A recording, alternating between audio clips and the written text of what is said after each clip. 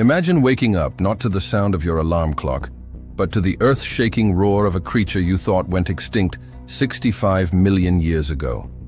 That's exactly what happened to Kai, a young hunter from the Stone Clan.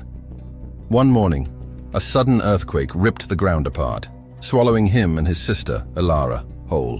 When they came to, the familiar trees of their homeland were gone, replaced by giant ferns and strange, colossal plants. And they weren't alone. A brachiosaurus, tall as a mountain, was munching on leaves just a stone's throw away. Panic set in, but Kai, clutching his stone-tipped spear, knew they had to move. Their home, their cave, was somewhere on the other side of this new, terrifying world. The first challenge? Finding food that wouldn't find them first. They spotted some unfamiliar but vibrant-looking berries. Elara, who knew more about plants than anyone, cautiously inspected them, crushing one to smell it. "These are safe," she whispered, her voice trembling slightly. "But we can't live on berries alone." Their journey began. They moved cautiously, sticking to the shadows of the giant flora. Every rustle in the undergrowth, every distant cry, sent their hearts pounding. They soon learned the rhythm of this lost world. The massive herbivores were mostly gentle giants, but the predators were a different story. One afternoon, while trying to fish in a shallow river, they saw them. A pack of sleek, feathered raptors, hunting with terrifying intelligence. Kai and Elara froze, hiding behind a moss-covered boulder, barely daring to breathe as the pack tore apart its prey. This was a land of constant danger. Days turned into a week.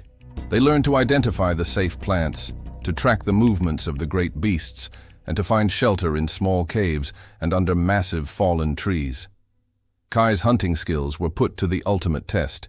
He couldn't take down a triceratops, but he learned to hunt the smaller, quicker creatures that scurried through the jungle floor.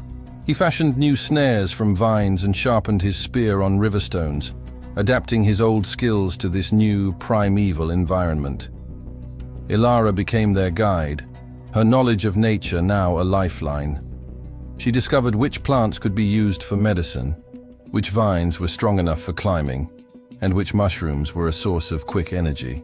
One evening, huddled around a small, carefully concealed fire, Elara pointed to a familiar constellation in the sky.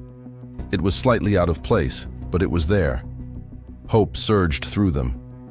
If the stars were the same, maybe they weren't in a different world, just a different hidden place.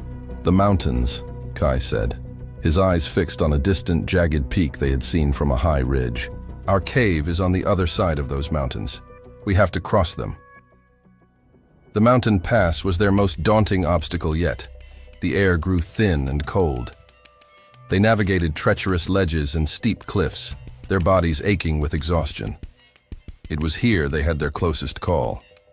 A pterodactyl, with a wingspan as wide as their old hunting grounds, swooped down, its shadow blanketing them. With a powerful shove, Kai pushed Elara into a narrow crevice, just as the creature's talons scraped against the rock where she had stood. They huddled in the crevice, heartbeats echoing in the confined space, until the danger passed. After what felt like an eternity of climbing, they reached the summit. And there, stretched out below them, was a sight that made them weep with relief. It was the valley of their home, distorted, scarred by the earthquake, but undeniably theirs.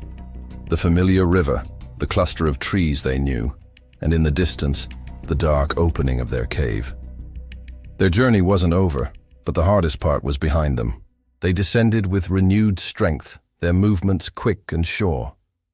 They were no longer just a hunter and a gatherer, they were survivors who had faced the impossible.